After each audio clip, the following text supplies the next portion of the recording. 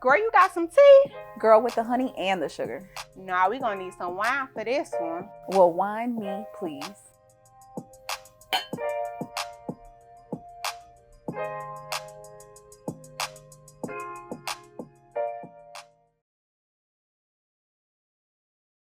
Hey y'all, welcome back to the Wine Me Please podcast. Y'all like that little tune in there. Okay. On today's episode, let me tell y'all the wine of the day. Today we are drinking the lovely Bay Bridge Vineyards Pinot Grigio. Okay, I'm gonna give y'all a little snippet about them. Okay. At Bay Bridge Vineyards, we carefully select grapes from some of the finest vineyards to craft wines with vibrant fruit and elegant structure. Okay. Bay Bridge wines are full of flavor, rich in color, and smooth in taste. We'll be the judge of that. Okay. Which makes them delicious and the perfect accompaniment to any meal. This light-bodied wine has a vibrant nose of citrus with notes of pear and stone fruit balance with crisp acidity. Did I say that word right? Okay, cool. For a refreshing finish. Pair with rotisserie chicken and shrimp scampi. Are you serious? Girl, why you ain't cook? I'm joking. Because you know I will. Take my head off. But you know I love to cook a good meal. I would have brought, I would have when I have company coming over. Yeah. She would, anybody who's she's a great hostess. I would cook a good meal. Okay. Yes. So let's try it out. Okay. Let's pour this little Pinot Grigio. All right. See, y'all wasn't gonna give me this time. Struggling. I'm putting me a nice little amount. Okay. Ooh, it's sparkling everywhere. There we go. All right. You ready? Cheers. Okay. First, you gotta do your little swirl. Swirl. Smells sweet. Might be a little deceiving though. Maybe, because looks can be deceiving. That's light. It is very light. Oh yeah, it is light. It's very light. I can't tell what the underlying Hold on, let's do it notes again. are.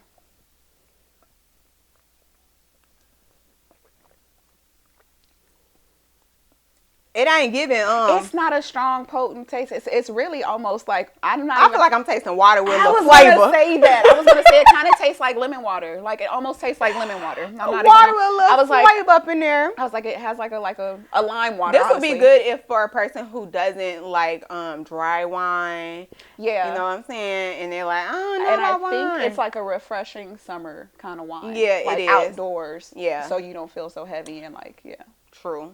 Big facts. That might be. So if you want to be outdoors, yeah, this is a nice light white. Yeah. And if you don't like dry, here you go. It's a nice balance though, you know. Someone said that wine that Jesus turned to water. I mean, from water to wine. It's 12% too. I did check. It's 12%. From water to wine, because I think when Jesus did that, it was never meant for us to be strong and drunk. This will be deceiving because it's 12%. It'll sneak up on you because it don't have a strong. It will. I feel it. Y'all, pray for us. I'm just kidding. Okay. What you pair it with? What did you pair it with? Okay. So on the charcuterie today, I got us a little strawberries. The presentation is immaculate. I just want to say. Thank you. I be trying my best. Look at y'all. Look at y'all. So we got a little strawberries. We got a little extra sharp cheddar. Some crackers, salami, and just some mixed nuts. Pause. She be feeding me, y'all. I love strawberries. Oh, yes. You try that salami out and tell me how you like it. Should I put some cheese on it and make it a combo? Yeah, do that. You know, first of all. Do like the adult Lunchable, because that's all charcuterie boards are adult Lunchables. We took that we did not take. That's what it was meant to be. Like it? I like to eat mine separate. You know, growing up, I never liked my food to touch. You know, fun fact about me. I'm still like that, except for when my mac and cheese touched my sweet potato. That was a defining moment. Take me to the king. That was a defining moment in my life where I was like, that's okay. That's okay. Because Jesus knew when he made the mac and when he made the yams. It was supposed to touch. Whoever put it on their plate, whoever plated it first, it was said serve it together. Genius. Hello. Don't put a little collard green up in there. Put in a roll. So roll. I done got that. When is Thanksgiving? I don't know. We too not. I don't know. We almost there too fast. First of all. Too fast. Anyway. Okay. Anyways. So y'all know how we do it. As we drink, snack, we gonna be talking. We're gonna be talking. And so today, I thought about, we mentioned us being girls of our 30s, right? We feel like she keep telling y'all our age. Look, I'm not hiding. See, people. No, I'm just playing. I never hated my age. And that's part of the conversation because honestly, people are so fearful of getting older and like those milestones and what they should be doing and like I enjoy getting older, to be honest. Like that whole thing, you can't wear that, you can't do that, you getting too old for that. Please do not tell me that. Let me make a note because I'm gonna come back to that one. Do not tell me because I am still going to do what I want to do. I'm still going to wear what I want to wear. Hello. So basically. Yes, with us being in our 30s and milestones and things we feel like we should be doing or shouldn't be doing at this point in our lives and how to navigate that. Because it's an interesting point. Like, yeah, people are getting married, kids, things like that. So do you feel like you're on a race to meet a certain expectations? And how many times have you been approached about, okay, so when you going to have babies as soon as y'all got married type of thing? And it's like, what is people's expectations with this timeline? What is the expectation with this timeline? Let me tell you something. People expected us to start popping out babies immediately after we got married. Because to them, in the words of my mother, and I love her dearly, don't try to come for my mother. The marriage, the wedding, that was just for formality reasons. Okay? She wanted the babies. She didn't care about none of that other stuff. Who gonna watch them when they get here? I'm not crazy. Okay. She said that. She said, okay. I said, we gotta get married. Yeah, that's just for formality. I need the babies. You gotta do it the right way. So bring the babies. I don't understand the logic behind that. Like I said, ma'am, are you going to babysit? But I also think that's maybe like the grandmother thing of them feeling like they in a rush too, that they want to experience and have that time with their grandkids. And I get it, but sweetheart, that's not my problem. It is. Because honestly enough, I think out of all of my mother's friends, she's the only one, maybe with the exception of one, she's the only one who's not a grandmother. Yeah. And so, like, she does for everybody else's kids. Like, everybody, anytime somebody having, if you having a baby and you need somebody at your baby shower to go get you gifts, call my mom. Baby, she go out like it's hers. I be like, ma'am, calm down. Them ain't your kids or grandkids. But that's the thing for her. She's the last person out of her friend group. And I get it. You want to be a grandmother. You want to be able to travel with them, have fun and all the other stuff. And I get it, but baby. But also when you have those same conversations with your mom and your aunties and stuff like that, if you ask them what their regret was or if they could change something, they would say they wish they explored more or got out more or did X, Y, and Z more. But it's like, well, you got to realize there's a balance in that. I got to be able to live my life. Here's the caveat to that. They think I did that already because I've been doing this all my life. You know what I'm saying? My mom started me traveling when I was a kid. Yeah. So they think like, girl, you've been traveling, living your best life, all this stuff since you was a kid up until you got married. You can settle down. Countries there is. There's more. Baby, I'm just getting started because now I got a man to do it with. Okay, I was doing it by myself at first, right? Or with my girlfriends. Now I got a man. That's a whole nother level of fun. Yeah, my in-laws be like that too. My mother-in-law, she has calmed down. She be like, I'm gonna leave them kids alone. They gonna give me when I get them. My father-in-law be like, so y'all going out the country? Why you ain't gonna have no babies? I told him last time, I can go out the country and have sex with. I was gonna say, you gonna pay for them tickets for them flights for them kids? That's it. You want me to have babies? I gotta set the mood. I gotta be out the country for the good stuff. I gotta be on that balcony. Because let me tell you, vacation sex is way different than that home sex. I know. I done been there, done that. It's been a minute, but I know. If y'all ain't never had good vacation sex, that balcony, make sure you get a balcony. Just make sure you get a balcony. That's all I'm saying. If you get a hot tub, if you can throw that extra coin for a hot tub, go for it. But baby, don't be cheap. If you go on vacation, do it right. Don't be cheap. But I'm just still gonna say explore. Knowing your budget, to get out there, I'm just suggest the balcony. But that's why you gotta plan in advance, right? That's why when you hit me up for trips, I be like, baby, you too late because I didn't plan these 5 trips over a year ago because I want the best of the best. But anyways, back to your topic at hand. But yeah, so the pushing of the timeline thing. Do you think social media has made it more like convenient for us to compare ourselves to what other people are doing? and like feeling like the Absolutely. pressure of the expectations. Social media is a blessing and a curse. I say it all the time. I'm on social media. I use social media for multiple of my businesses. But it is a blessing and a curse at all times because people are only going to show you the good The side, highlight reel. right? They're not showing you the bad, the ugly. You sitting on the floor crying because it ain't working out right. You thought you was going to be making this much by this time and you ain't nowhere near that. They don't show you that. Right. They only show you the good. So then you want all that instant gratification that's not even realistic. Right. Or you don't see the work behind what people have done, and like you only see the highlights, so you think it's a convenient way to get to where Right, they got. baby. It And ain't it's no like, nothing baby, convenient about it, trust me. baby, right. So you only see the good parts, and it's like, no, calm down, reassess. But I don't know. I get that it's hard to kind of figure out. I think we almost use ourselves as like examples, as like role models in a sense. Not in a good way, in a bad way, but like comparing sometimes can be good motivation or inspiration. Yeah. But sometimes people just take it too obsessive. Yeah. Like make it too obsessive. Especially about this kid thing. Like, what's people's obsession with procreating? The world is just, it's too much going on in the world. First of all, I ain't even trying to raise no kid in this world. Do y'all see what we dealing with? That's why and coming to terms with that too. It's just like, what makes you feel like you have to hit certain milestones? Is it societal pressure, your family, culture, whatever the case may be? Why do you feel like you have to walk the same path as everybody else? Because that's what you told to Not them. everybody wants to get married. Not everybody wants to have kids. Not everybody don't wants a say that now. monogamous. Don't say not everybody wants to get married. A monogamous relationship, but don't nobody want to hear that either. Don't say that there, because the people act like you done spoke the devil's language. Like, get it together. Look, now let's go get me started on that because you get Get real started. selective. Like, you can't get selective about, what you want to pick and choose Yeah. that's morally right. But I feel like we need to be more gracious about there's a different way to live. Like, Absolutely. we don't all have to live a certain way. Yeah. And I think it's also hard for people to be like okay if they want to live a different life. It's hard for them to be okay because they feel like they don't have the right support. To like back them, right? Because if your family don't agree with it, you're not gonna go to them about it, right? Right. So like trying to find the right friend group is really That part. important because it's like, okay, I know I can go to Candace because she's not gonna judge if I decide I'm finna go have me a girlfriend and a boyfriend and a this and a that, right? You know what I'm saying? Or I don't want to have kids at all, but my family gonna look at me like I'm crazy. But at least I know I got Candace in my corner to be like, it's okay if you don't want to have kids.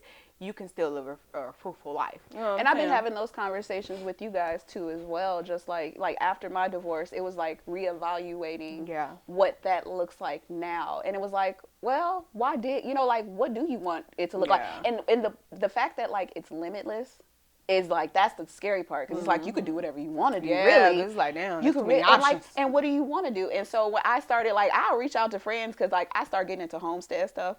I'm that weird friend. My friends call me the woo-woo friend. I'm like meditation, yoga, let's go put our feet in the grass type girl.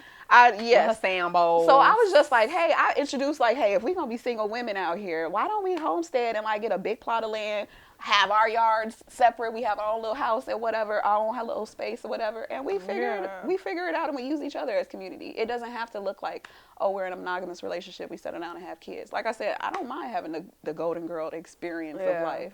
As long as I'm at peace. So. I think do whatever works for you because at the end of the day, you gotta be happy. When you're on your dying bed, you want to be able to say, I lived a good life that I enjoyed.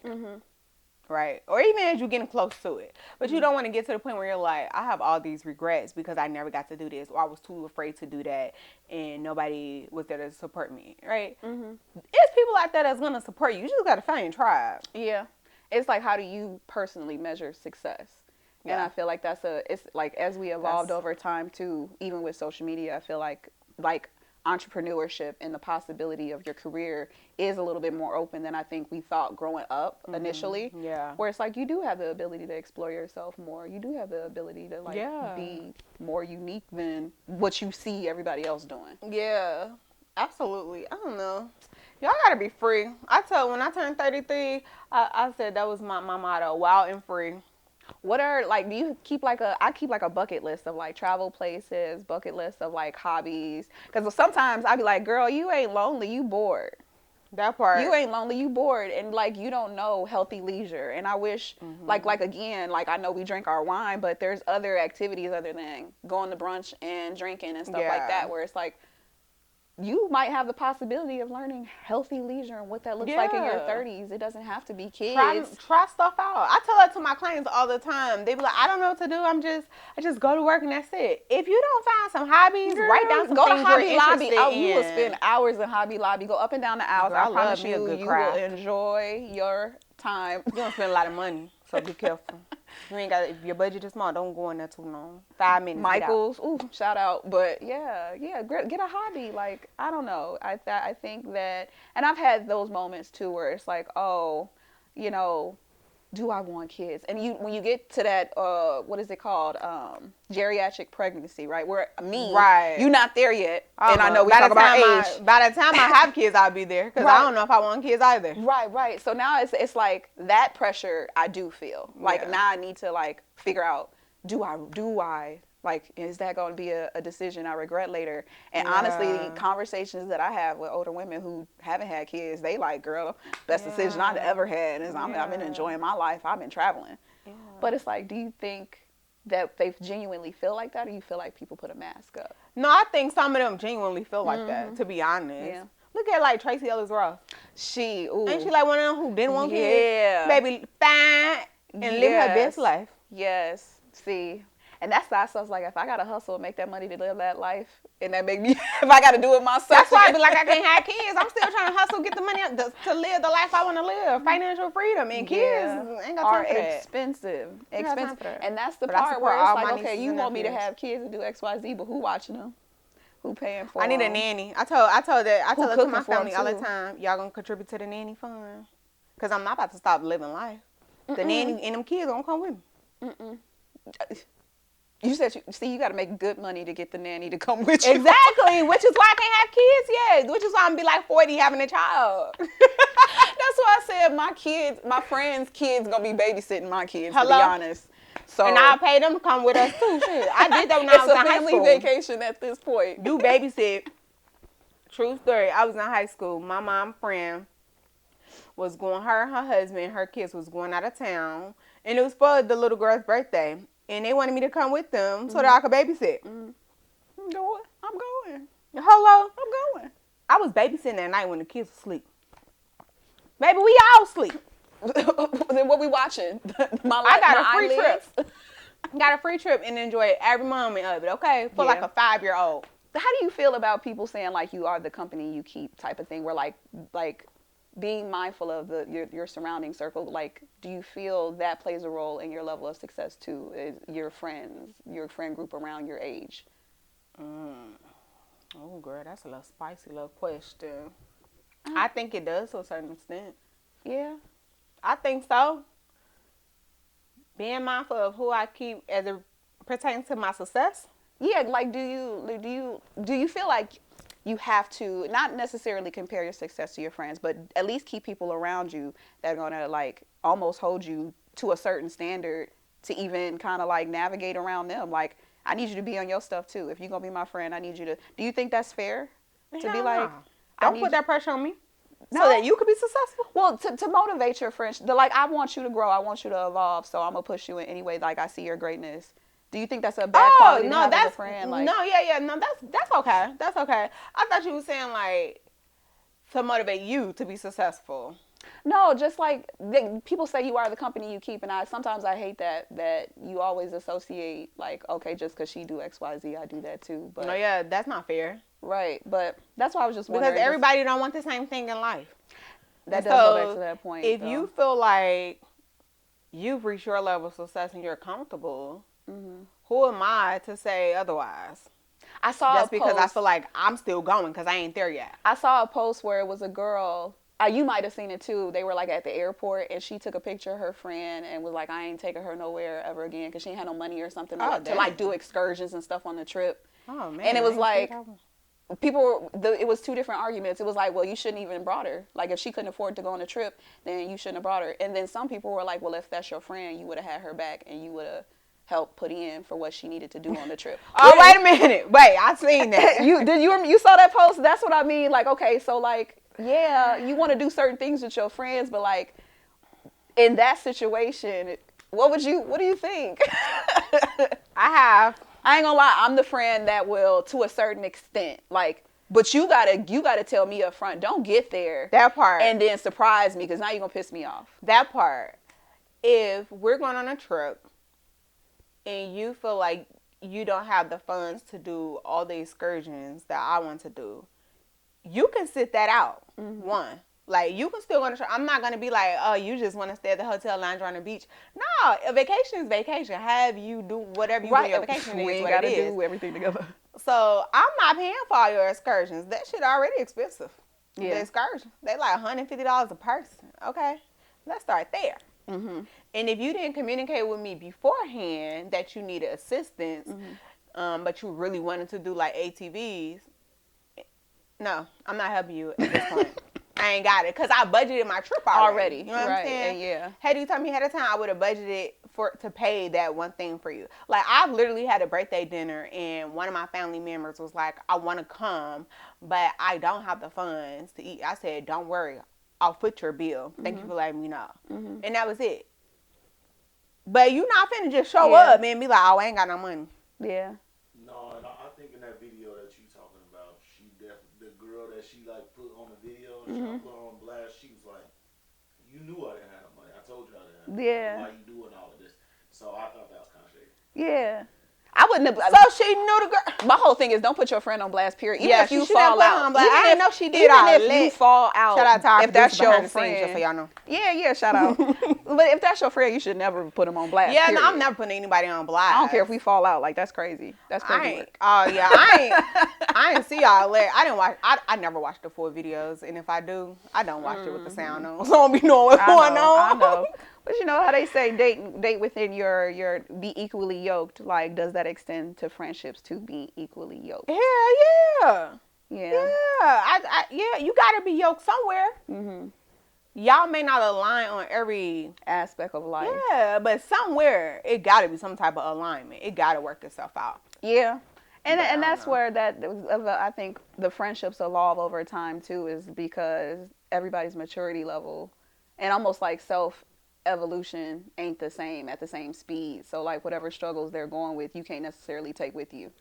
And you got to be able to like separate yourself to say, you know what, your lack of progress is slowing me down. So I might have to kind of separate myself. But I don't know. I don't think it's a compare thing, but I also think it's like you do need to have people around you that in some way build up upon your strengths. Yeah. You gotta. It's like, you know when they say that saying, birds of a feather flock together. Mm-hmm. Like, do you believe in that saying? To a certain extent? Mm-hmm. Yeah, it's like that. Yeah. Because my thing is, like, I see how people... I don't consider myself a judgmental person. My biggest thing is I see how you treat other people. Yeah. And that says a lot about your character. And as long as you treat people well, I think for the most part, I can move around you. The rest of it is just extra. Yeah. We might align on certain things, and... Like I said, even you being younger than me, I still look up to you in a lot of ways in business aspects. And so, yeah, that's why it's just like, it's not a compare thing. Oh, you're younger than me, but you have so much knowledge that I can learn from that I'm not going to listen to you because you're younger than me. Right. Shit. You know. Learn me something. Trying to get to the bag, okay? Right. And so, actually, I thought about this past year, too. I got a lot of, like, friends that are in, like, women friends that are in their 40s and 50s. And I'd be like, how do I do that? I always attach myself to older women. And I was like, what is up with that? Like, and I almost look at them like auntie figures and stuff like that. Like, I've pulled them to kind of get that wisdom of, like, their timeline. Yeah. Because even a lot of them are single Black women. And it's like I pull from their experience to kind of see how they navigated life and their experiences with that. And It does give me grace to know, like, girl, we ain't all got it figured out, and you don't have it figured it out in your 40s and 50s either. They having relationship issues too. Child. So I just be like, what's the pressure? And I think we do it to ourselves just by comparing, just by looking like, oh, they look happy. Yeah, and it's just society's pressure and expectations that has been like forced upon us, to be quite honest. Because when you determine you're gonna go down a certain track in life, right, and you're sticking to it, everybody and their mama got an input on it and an opinion because they're like, oh, because you're doing this way, that means you have to be at this mark by this age. And the minute you don't make it there, it's like, what the fuck? Life is, because now you feeling like life is about to crash because you didn't make it there. Go get a therapist. Being honest, because I've been there in my own personal endeavors at times. So it's like, damn, I was supposed to be here because somebody told me I was supposed to be here by this age and I'm not here. What do I do now? That's hard. Yeah. And then I hit 30, right? And then I was like, and I'm still not at this particular spot, but I'm close to it. What happened? Why didn't I get there? It's a point in your life that you have to like sit down and reevaluate, especially when it comes to like, okay, I got to a point where you got your degree, you got the career, you got the house, you got the car, you have the marriage, you have the, and it's like, okay, what's next? What do I do next? Yeah. And it is that assumption like you're supposed to have the kids. Yeah. Right. And then I think about even with your social media platform, how often have you had people comment or say, oh, relationship goals, and put that pressure on you and your relationship? Yeah, I don't take that pressure. I know you won't. That's one thing I learned early on. But they see it and they just assume like it's like always peachy, and it's like, don't project that on me. Yeah. But and again, they internalize that like, oh, I want my relationship to look like that.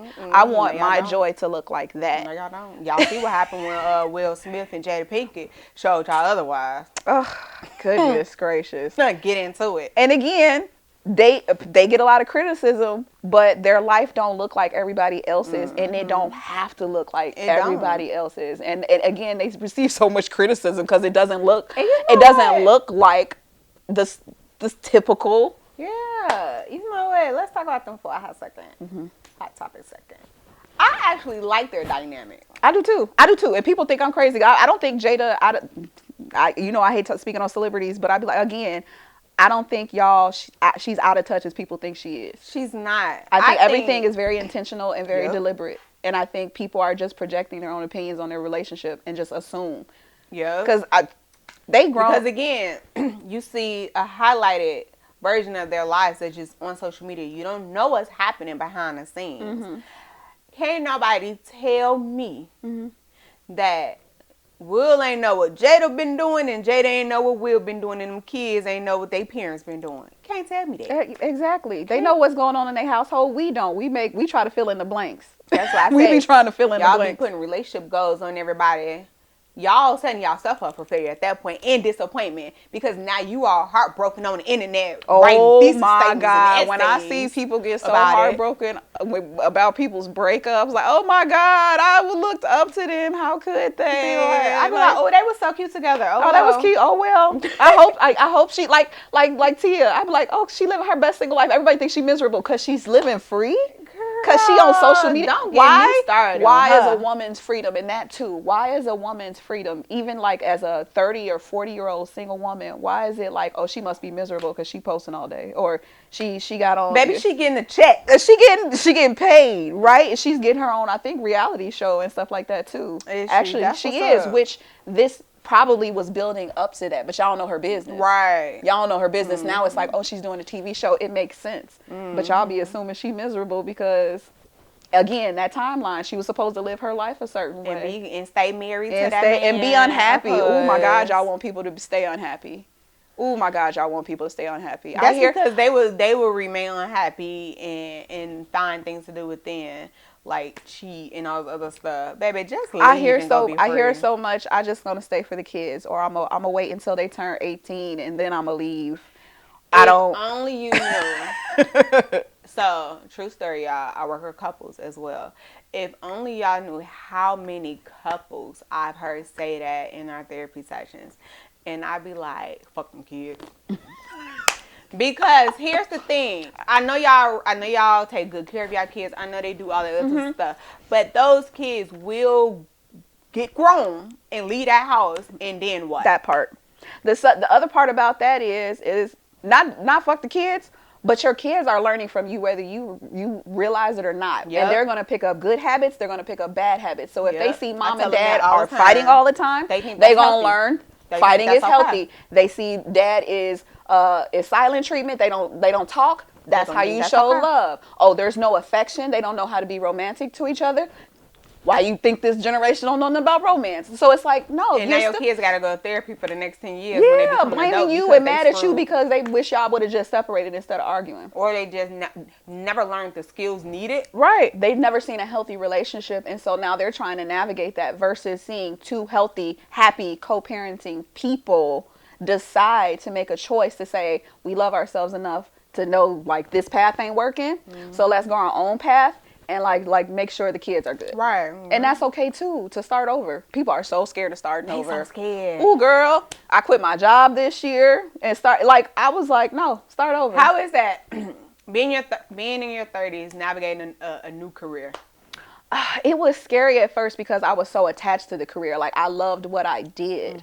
And so it's like you felt, and you know, us as like social workers in this field, you feel almost like an obligation to a certain population that isn't getting the need met. Yeah. And so I had to get past that guilt of like serving that population to serve a new population. And that's part of that evolution of growth of like, okay, you did what you needed to do here. It's time to do something else. And my spirit was fighting with that. Yeah. And so, that's tough. yeah, it was shame. It was, and so now, yeah, starting a new career is scary because you almost feel like kind of slow because it's a whole different field, like, right? Right. Like it's still in the same field, but it's a different, so I'm not doing therapy work, right? Yeah. I'm not, so it's like it don't come naturally to me. I have to learn the administrative aspects. Yeah, that learning curve. Right. And so now, but because you're in your 30s and everybody looking at you like, oh, you don't know your job. Like, girl, we hired you because you have experience. You don't know how to do this? I'm like, I got experience, but not with that part. Like, I was on the other side of this. Like, now I'm learning this part. So it is a little, you know, sometimes I have to get out my head like, no, girl, you know your stuff. You just have to learn something all over. And it's okay to start over and learn something new, which I think is a beneficial thing because, like, I'm learning a lot with insurance. That's going to help me business-wise, right? Yeah. Like, so it's okay to start something different because you don't know how it could help you evolve anyway. Do you feel like, because your previous career, you was in that one for like what? Almost 10 years, yeah. And so now you recently just started this new phase. Mm-hmm. Do you feel like you're going to give this new phase the same amount of time? Or are you like, no, I ain't doing that shit ever again, I'm cutting it short? Here's my thing. Like, whatever I do, I'm going to give 100%. And I think I did kind of struggle with this new experience being completely invested because it's not directly with clients. So it's hard because that's what my passion is helping people. So it's like, for me, I'm like, how do I get the same passion and investment for doing this type of stuff? Because it's not really, I know it still helps somebody, but it not directly. So it's like getting past that part, I think it'll be fine. It's just a matter of like getting out my head. Yeah. Getting out my head. That is the toughest part. But I think it's exciting because, like, I feel like I'm starting, starting completely over, right? Like, I had my divorce, started a new job, like, started a business in COVID. I'm like, okay, this is my third life. Right. Not the third life. It's my new life. I'm in second life. Girl, I'm gonna write a book about it. I'm trying to tell you, okay? I'm telling you, people have been telling my. Maybe she said it's my third life. This is my third life, so it's exciting. That's why you be sending them cat videos. You think you got 7 lives? I probably do. Like, I'm like, okay, now when I do, and that's why I said, like, this job, I'm not really attached to it. I'm going to give what I can give to it. And then when it's time for me to leave, it's time for me to leave. But I think ideally my path, and again, that's for now because it could change. Yeah, it could change. Absolutely. My path is entrepreneurship, is like investing more in my business. But you know, healthcare and all that, we that's a whole nother segment. Healthcare and cost of living and student loans. Hey Biden, what my loan forgiveness at? I know. Let me not say something on Beyonce's internet, but but yeah, it's like once I get to a stable position where I get the finances where I can evolve from that, then I probably will step away because that's not where my heart is, and I'm honest with myself about that. Girl, be honest with yourself. That's what matters. That's why I feel like people. And the career that I was doing before, you know, everything that I was hearing from the people that had been in the career for 20, 30 years, they count down their retirement. You know what I mean? I got 12 years, 10 months, 2 weeks, 5 days. Like, literally, everybody would walk past me like it was an out date. And I was like, I don't want to live like that. Yeah, that's not fun. That's like not even living. I don't want to live like that. You just count down the days to do what? That's not even living. So that's why I was just like, yeah. I don't want to walk that path. And then it was like, and I knew I was reaching that 10-year mark. I was like, if I don't leave now, I'm not going to leave. You're going to be stuck walking around talking about something. I got 5 more. Yeah. And I had too much time to be counting. I'm like, look, I know I'm in my 30s, but I got like, they raised the retirement age. So I don't know why people in a rush. What you in a rush for? You still got to work. And I told y'all the Social Security is not going to be available for when y'all retire. I just want y'all to know that. Start coming up with your own savings and investments. Just that little plug, because yes, do not wait on Social Security. It will not be there. It will not be there. What else? Do you feel like there has been like any other life-changing moments for you once you've entered into your 30s? Or even once because you're like, what, 36? 35, I'll be 36 this year. So now that you're 35, right, because that's this big to do, like, from 30 to 35, did you feel like it was this big life outside of, like, your career? It was wild. 30 to 35 was wild. Really? Yeah. Wild in what way? That's where all the life changes took place. It was like as soon as 30 happened, like, life, like, when I tell you, I feel like my back hurt the next day. When I turned 30, that is true. Like, it dead ass. After you turn 30, your after body just hurts. my knees, my back, and I was like, what the hell just happened? So that triggered me of like, okay, it like, you start to retain weight too. Like it's harder to lose weight. So it was like being more conscious of my health. It was like taking that more seriously. Yeah. Getting back in the gym, getting healthy, because the metabolism don't be metabolism in. Right. And so, again, women in our 30s, we started struggling with body dysmorphia, and my body don't look like it did in high school, and we started having those insecurities. Yeah. And so that was a period of time, too, of like, mentally getting out of that insecure space of, this is your 30-year-old body. It's okay. Accept your 30-year-old body. No, big facts, because it ain't going back to my 20-year-old. It's not, and it's okay. It's okay. And then navigating relationships. Yeah. Like I said, I had the divorce. I bought a house. Well, no, I bought a house in my 20s, but being a homeowner. Fancy. Starting a business, starting a job, you know what I mean? So it was a lot on my plate, and I feel like, 30 to 35 went through like fast forward. I feel like COVID, like. Yeah. Like. Girl, COVID did do a number. I feel like it did a fast forward. Like, I feel like everybody else sat still. I never worked from home. I just want y'all to know that while y'all was sitting peaceful in y'all remote, safe environments, I was an essential worker. So I did not have a COVID experience like y'all did. My butt was still getting up every day going to work. I enjoyed my little COVID experience. That's why I left my job when they said I was go back to heated work. about it because I still did not have it. I was doing administrative work that I needed a computer. I was like, why can't I do this from home? This is so selfish. I feel like you're rebellion now.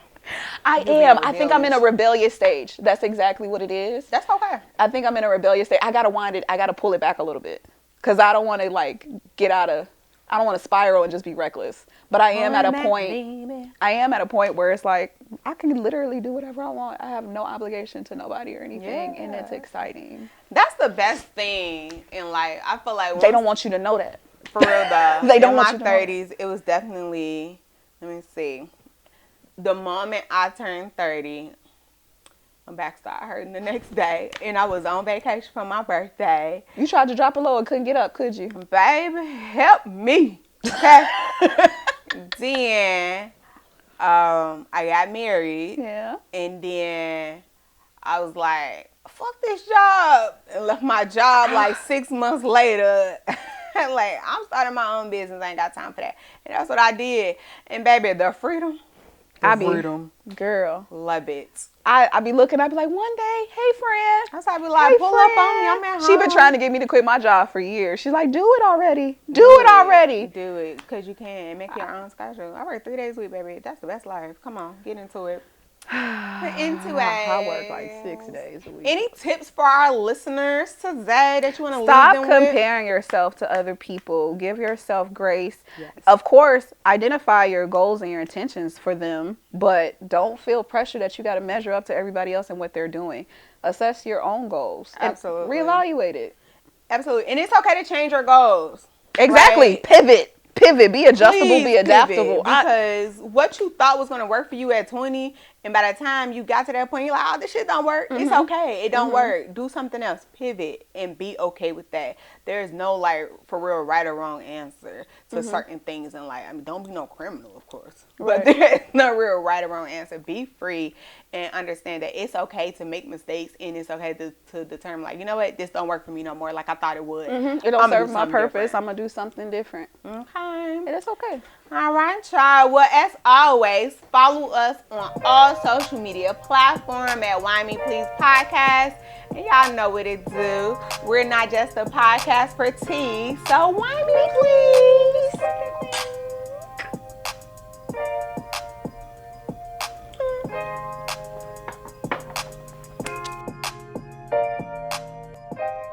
And don't forget, if you want our advice, send us an email to advice@whymepleasepodcast.com.